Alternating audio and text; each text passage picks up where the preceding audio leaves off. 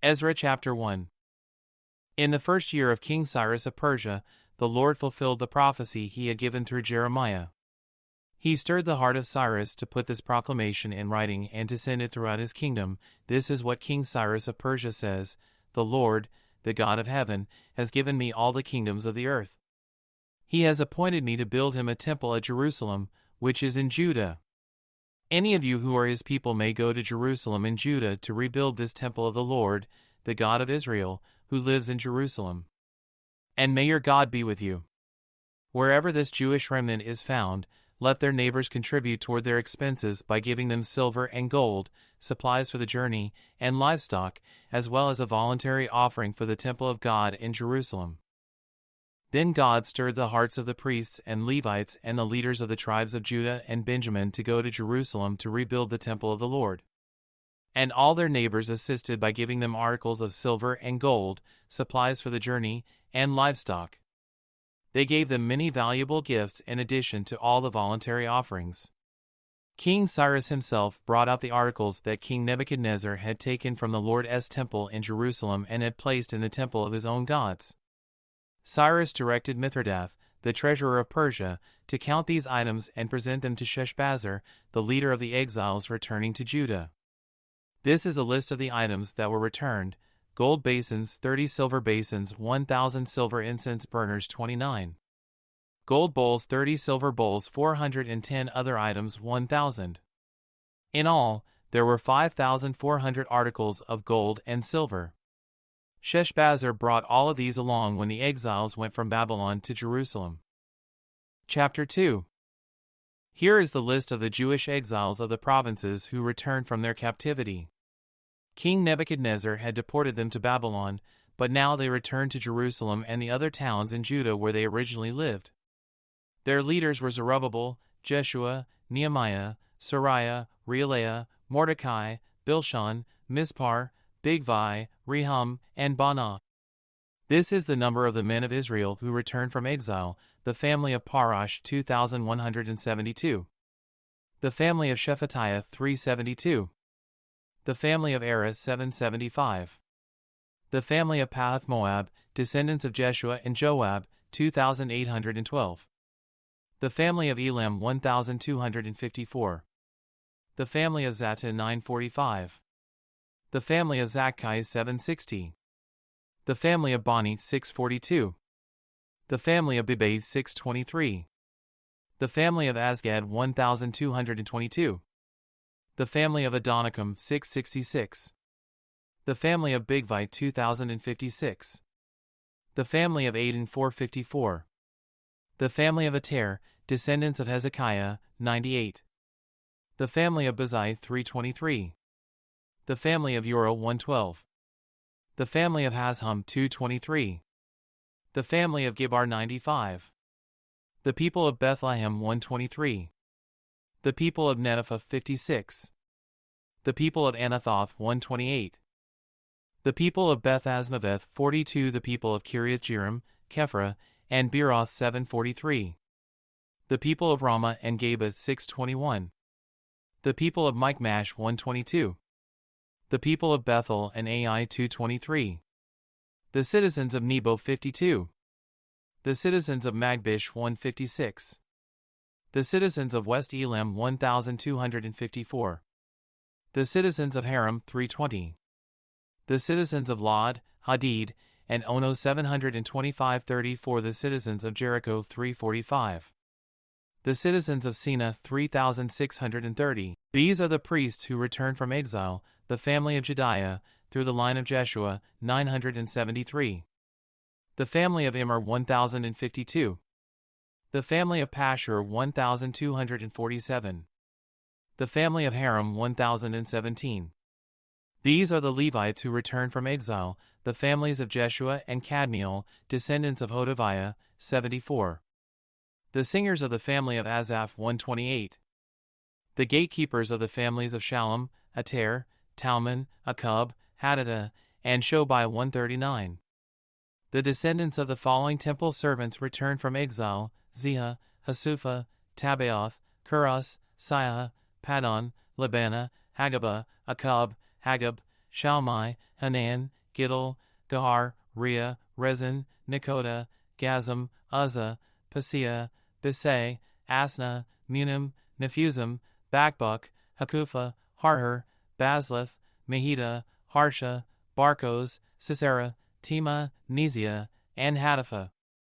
The descendants of these servants of King Solomon returned from exile: Sotai, Hassaphareth, Peruda, Jala, Darkon, Gidel, Shephatiah, Hattil, Pokereth-Hazzabaim, and Ami. In all, the temple servants and the descendants of Solomon's servants numbered 392. Another group returned at this time from the towns of Tel Melah, Tel Harsha, Kerub, Adon, and Immer. However, they could not prove that they or their families were descendants of Israel. This group included the families of Deliah, Tobiah, and Nekoda, a total of 652 people. 3 families of priest Tobiah, Hakaz, and Barzillai also returned. This Barzillai had married a woman who was a descendant of Barzillai of Gilead, and he had taken her family name. They searched for their names in the genealogical records, but they were not found, so they were disqualified from serving as priests. The governor told them not to eat the priest's share of food from the sacrifices until a priest could consult the Lord about the matter by using the Urim and Thummim, the sacred lots. So a total of 42,360 people returned to Judah, in addition to 7,337 servants and 200 singers, both men and women. They took with them 736 horses, 245 mules, 435 camels, and 6,720 donkeys. When they arrived at the temple of the Lord in Jerusalem, some of the family leaders made voluntary offerings toward the rebuilding of God's temple on its original site, and each leader gave as much as he could. The total of their gifts came to 61,000 gold coins, 6,250 pounds of silver, and 100 robes for the priests. So the priests, the Levites, the singers, the gatekeepers, the temple servants, and some of the common people settled in villages near Jerusalem. The rest of the people returned to their own towns throughout Israel. Chapter 3. In early autumn, when the Israelites had settled in their towns, all the people assembled in Jerusalem with a unified purpose. Then Jeshua son of Jehozadak joined his fellow priests and Zerubbabel son of Shealtiel with his family in rebuilding the altar of the God of Israel. They wanted to sacrifice burnt offerings on it, as instructed in the law of Moses, the man of God. Even though the people were afraid of the local residents, they rebuilt the altar at its old site. Then they began to sacrifice burnt offerings on the altar to the Lord each morning and evening. They celebrated the Festival of Shelters as prescribed in the law, sacrificing the number of burnt offerings specified for each day of the festival. They also offered the regular burnt offerings and the offerings required for the new moon celebrations and the annual festivals as prescribed by the Lord. The people also gave voluntary offerings to the Lord. 15 days before the Festival of Shelters began, the priests had begun to sacrifice burnt offerings to the Lord. This was even before they had started to lay the foundation of the Lord's temple. Then the people hired masons and carpenters and bought cedar logs from the people of Tyre and Sidon, paying them with food, wine, and olive oil. The logs were brought down from the Lebanon mountains and floated along the coast of the Mediterranean Sea to Joppa, for King Cyrus had given permission for this. The construction of the temple of God began in mid-spring, during the second year after they arrived in Jerusalem. The workforce was made up of everyone who had returned from exile, including Zerubbabel son of Shealtiel, Jeshua son of Jehozadak and his fellow priests, and all the Levites. The Levites who were 20 years old or older were put in charge of rebuilding the Lord's temple. The workers at the temple of God were supervised by Jeshua with his sons and relatives, and Kadmiel and his sons, all descendants of Hodaviah. They were helped in this task by the Levites of the family of Henadad. When the builders completed the foundation of the Lord's temple, the priests put on their robes and took their places to blow their trumpets. And the Levites, descendants of Asaph, clashed their cymbals to praise the Lord, just as King David had prescribed. With praise and thanks, they sang this song to the Lord: He is so good. His faithful love for Israel endures forever. Then all the people gave a great shout, praising the Lord because the foundation of the Lord's temple had been laid. But many of the older priests, Levites, and other leaders who had seen the first temple wept aloud when they saw the new temple's foundation. The others, however, were shouting for joy. The joyful shouting and weeping mingled together in a loud noise that could be heard far in the distance. Chapter 4. The enemies of Judah and Benjamin heard that the exiles were rebuilding a temple to the Lord, the God of Israel. So they approached Zerubbabel and the other leaders and said, "Let us build with you, for we worship your God just as you do. We have sacrificed to him ever since King Esarhaddon of Assyria brought us here." But Zerubbabel, Jeshua, and the other leaders of Israel replied, "You may have no part in this work. We alone will build the temple for the Lord, the God of Israel, just as King Cyrus of Persia commanded us." Then the local residents tried to discourage and frighten the people of Judah to keep them from their work. They bribed agents to work against them and to frustrate their plans. This went on during the entire reign of King Cyrus of Persia and lasted until King Darius of Persia took the throne. Years later, when Xerxes began his reign, the enemies of Judah wrote a letter of accusation against the people of Judah and Jerusalem. Even later, during the reign of King Artaxerxes of Persia, the enemies of Judah, led by Bishlam, Mithridath, and Tabeel, sent a letter to Artaxerxes in the Aramaic language, and it was translated for the king. Rehum the governor and Shimshai the court secretary wrote the letter, telling King Artaxerxes about the situation in Jerusalem. They greeted the king for all their colleagues the judges and local leaders, the people of Tarpal, the Persians, the Babylonians, and the people of Erech and Susa, that is, Elam. They also sent greetings from the rest of the people whom the great and noble Ashurbanipal had deported and relocated in Samaria and throughout the neighboring lands of the province west of the Euphrates River. This is a copy of their letter, to King Artaxerxes, from your loyal subjects in the province west of the Euphrates River. The king should know that the Jews who came here to Jerusalem from Babylon are rebuilding this rebellious and evil city. They have already laid the foundation and will soon finish its walls. And the king should know that if this city is rebuilt and its walls are completed, it will be much to your disadvantage, for the Jews will then refuse to pay their tribute, customs, and tolls to you. Since we are your loyal subjects and do not want to see the king dishonored in this way, we have sent the king this information. We suggest that a search be made in your ancestors' records, where you will discover what a rebellious city this has been in the past. In fact, it was destroyed because of its long and troublesome history of revolt against the kings and countries who controlled it. We declare to the king that if this city is rebuilt and its walls are completed, the province west of the Euphrates River will be lost to you. Then King Artaxerxes sent this reply to Rehum the governor, Shimshai the court secretary, and their colleagues living in Samaria and throughout the province west of the Euphrates River. Greetings. The letter you sent has been translated and read to me. I ordered a search of the records and have found that Jerusalem has indeed been a hotbed of insurrection against many kings. In fact, rebellion and revolt are normal there.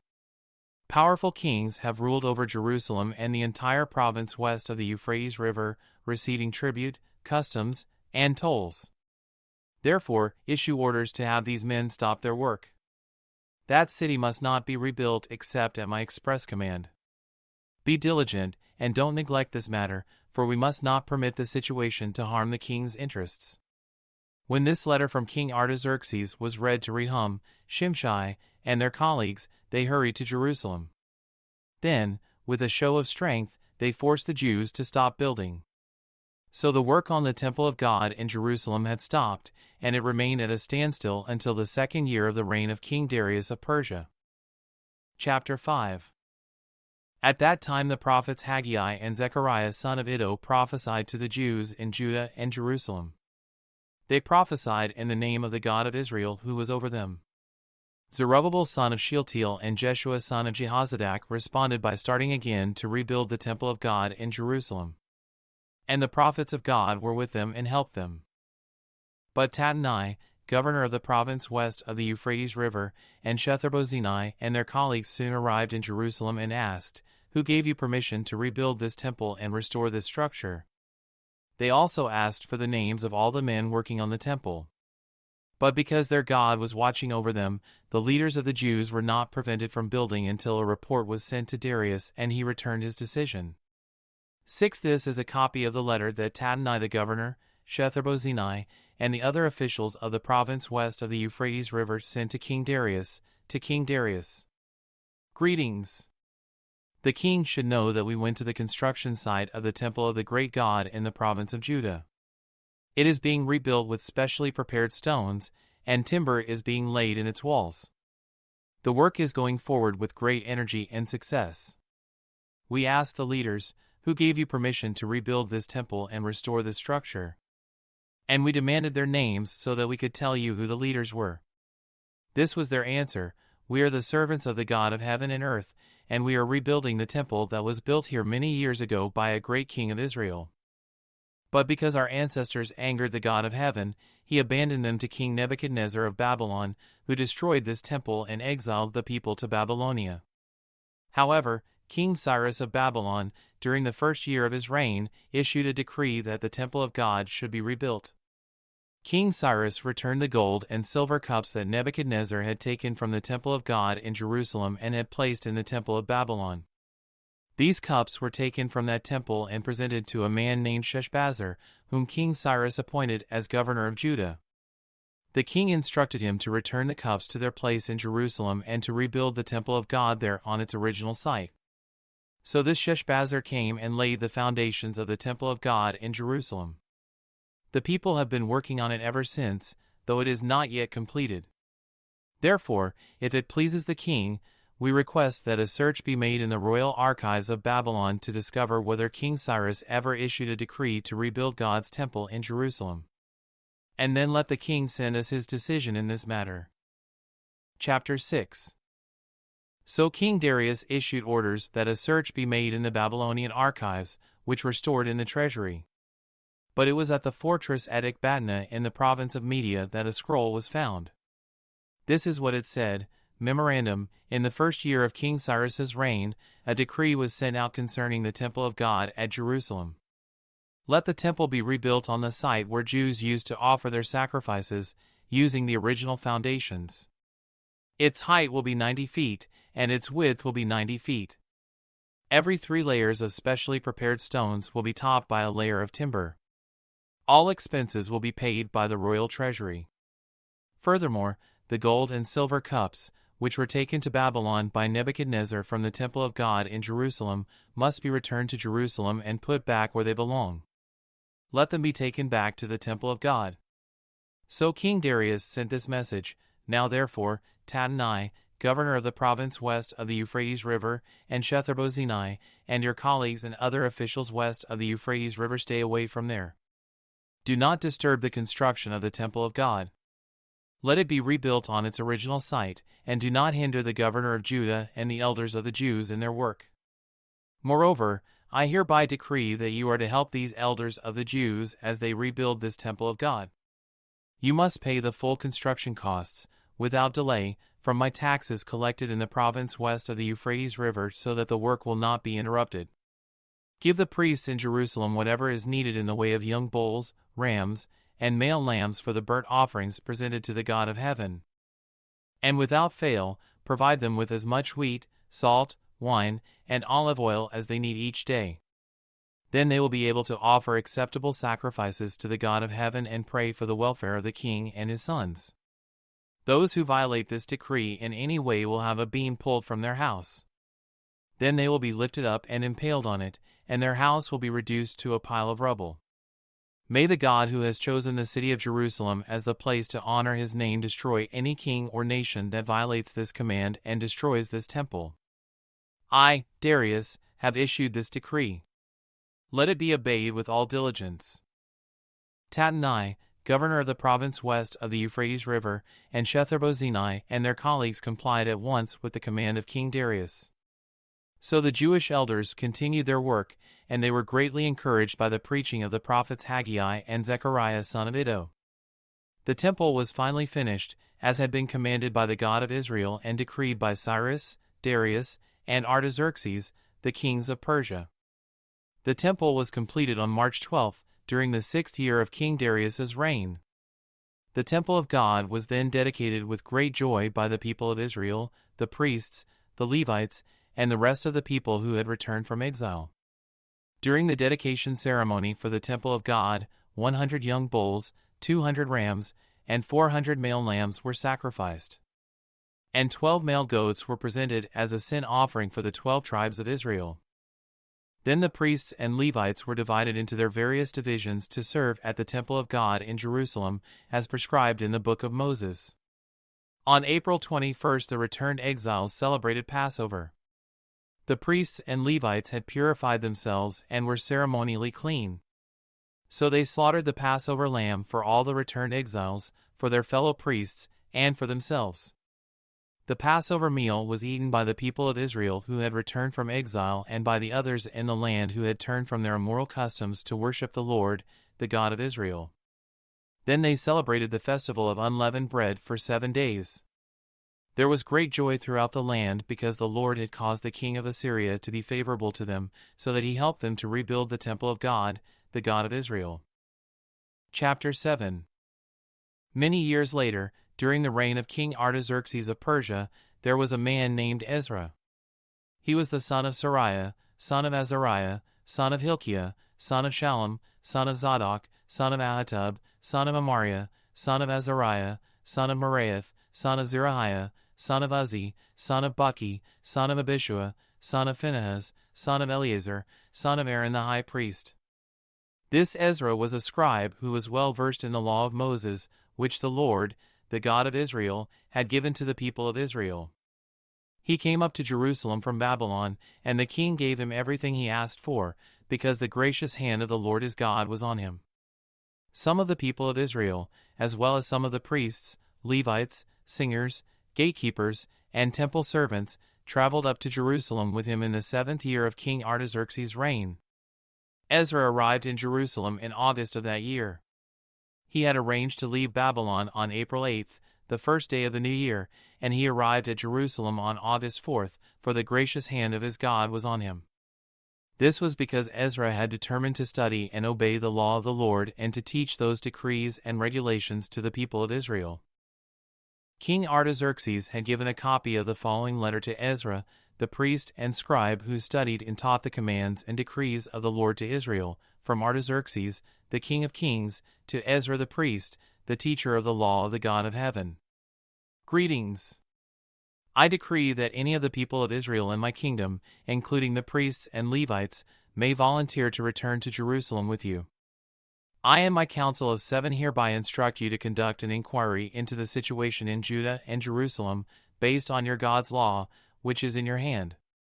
We also commission you to take with you silver and gold, which we are freely presenting as an offering to the God of Israel who lives in Jerusalem.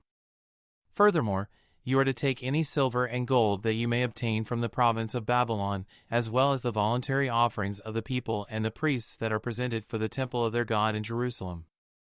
These donations are to be used specifically for the purchase of bulls, rams, male lambs, and the appropriate grain offerings and liquid offerings, all of which will be offered on the altar of the temple of your God in Jerusalem. Any silver and gold that is left over may be used in whatever way you and your colleagues feel is the will of your God. But as for the cups we are entrusting to you for the service of the temple of your God, deliver them all to the God of Jerusalem. If you need anything else for your God's temple or for any similar needs, you may take it from the royal treasury. I, Artaxerxes the king, hereby send this decree to all the treasurers in the province west of the Euphrates River. You are to give Ezra, the priest and teacher of the law of the God of heaven, whatever he requests of you. You are to give him up to 7,500 pounds of silver, 500 bushels of wheat, 550 gallons of wine, 550 gallons of olive oil, and an unlimited supply of salt. Be careful to provide whatever the God of heaven demands for his temple, for why should we risk bringing God's anger against the realm of the king and his sons? I also decree that no priest, Levite, singer, gatekeeper, temple servant, or other worker in this temple of God will be required to pay tribute, customs, or tolls of any kind. And you, Ezra, are to use the wisdom your God has given you to appoint magistrates and judges who know your God's laws to govern all the people in the province west of the Euphrates River. Teach the law to anyone who does not know it. Anyone who refuses to obey the law of your God and the law of the king will be punished immediately, either by death, banishment, confiscation of goods, or imprisonment. Praise the Lord, the God of our ancestors, who made the king want to beautify the temple of the Lord in Jerusalem. And praise him for demonstrating such unfailing love to me by honoring me before the king, his council, and all his mighty nobles. I felt encouraged because the gracious hand of the Lord my God was on me. And I gathered some of the leaders of Israel to return with me to Jerusalem. Chapter 8. Here is a list of the family leaders and the genealogies of those who came with me from Babylon during the reign of King Artaxerxes, from the family of Phinehas, Gershom. From the family of Ithamar, Daniel. From the family of David, Haddish, a descendant of Shechaniah. From the family of Parash, Zechariah and 150 other men were registered. From the family of Pahath Moab, Elihoenai son of Zerahiah and 208 other men. From the family of Zattu, Shechaniah son of Jahaziel and 300 other men. From the family of Adin, Ebed son of Jonathan and 50 other men. From the family of Elam, Jeshaiah son of Athaliah and 70 other men. From the family of Shephatiah, Zebadiah son of Michael and 80 other men. From the family of Joab, Obadiah son of Jehiel and 218 other men. From the family of Bani, Shelemith son of Josiphiah and 160 other men. From the family of Bebai, Zechariah son of Bebai and 28 other men. From the family of Azgad, Johanan son of Hakatan and 110 other men. From the family of Adonikam, who came later, Eliphalet, Jewel, Shemaiah, and 60 other men. From the family of Bigvai, Athai, Zachar, and 70 other men. I assembled the exiles at the Ahava Canal, and we camped there for 3 days while I went over the lists of the people and the priests who had arrived. I found that not one Levite had volunteered to come along. So I sent for Eleazar, Ariel, Shemaiah, Elnathan, Jerib, Elnathan, Nathan, Zechariah, and Meshullam, who were leaders of the people. I also sent for Joarib and Elnathan, who were men of discernment. I sent them to Iddo, the leader of the Levites at Casiphia, to ask him and his relatives and the temple servants to send us ministers for the temple of God at Jerusalem. Since the gracious hand of our God was on us, they sent us a man named Sherebiah, along with 18 of his sons and brothers. He was a very astute man and a descendant of Mali, who was a descendant of Levi son of Israel. They also sent Hashabiah, together with Jeshaiah from the descendants of Merari, and 20 of his sons and brothers, and 220 temple servants. The temple servants were assistants to the Levites, a group of temple workers first instituted by King David and his officials. They were all listed by name. And there by the Ahava Canal, I gave orders for all of us to fast and humble ourselves before our God. We prayed that he would give us a safe journey and protect us, our children, and our goods as we traveled. For I was ashamed to ask the king for soldiers and horsemen to accompany us and protect us from enemies along the way. After all, we had told the king, our God's hand of protection is on all who worship him, but his fierce anger rages against those who abandon him. So we fasted and earnestly prayed that our God would take care of us, and he heard our prayer. I appointed 12 leaders of the priests Sherebiah, Hashabiah, and 10 other priests to be in charge of transporting the silver, the gold bowls, and the other items that the king, his council, his officials, and all the people of Israel had presented for the temple of God. I weighed the treasure as I gave it to them and found the totals to be as follows: 24 tons of silver, 7,500 pounds of silver articles, 7,500 pounds of gold, 20 gold bowls, equal in value to 1,000 gold coins, 2 fine articles of polished bronze, as precious as gold. And I said to these priests, you and these treasures have been set apart as holy to the Lord. This silver and gold is a voluntary offering to the Lord, the God of our ancestors.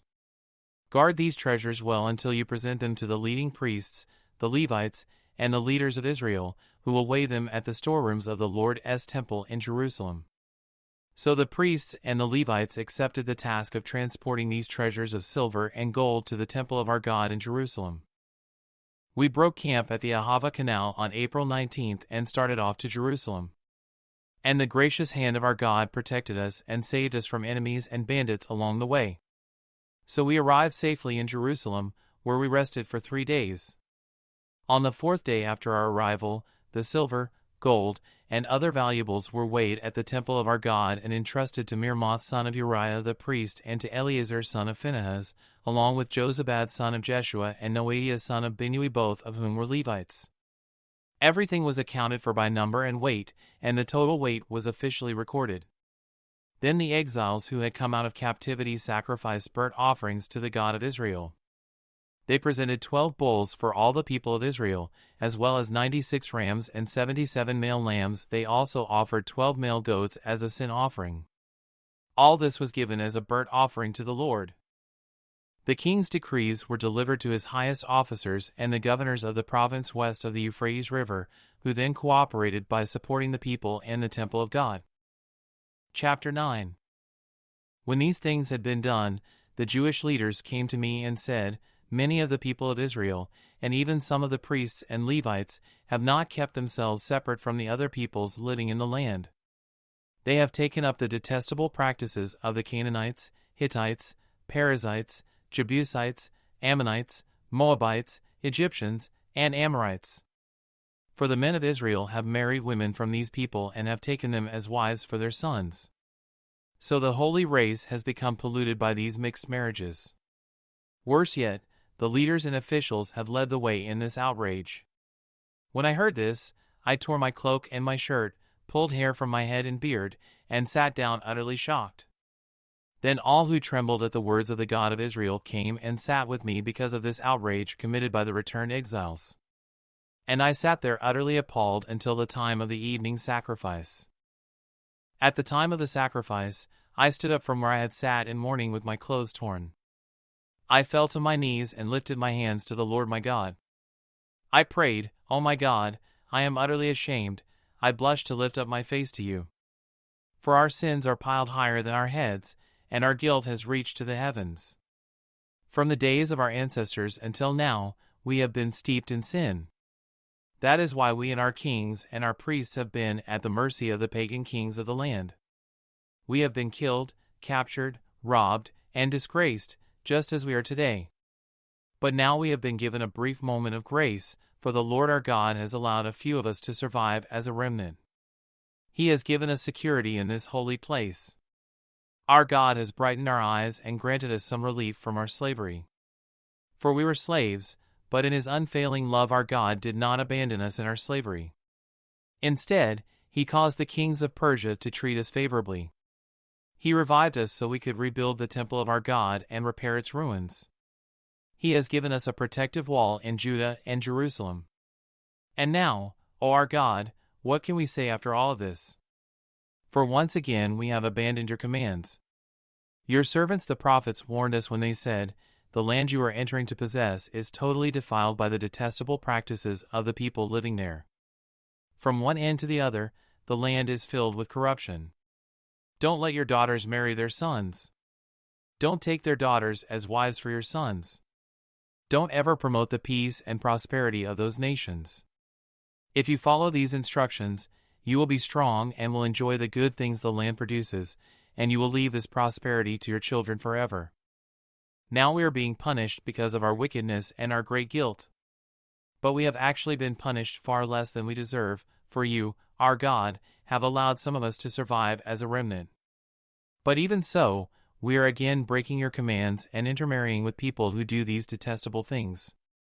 Won't your anger be enough to destroy us, so that even this little remnant no longer survives?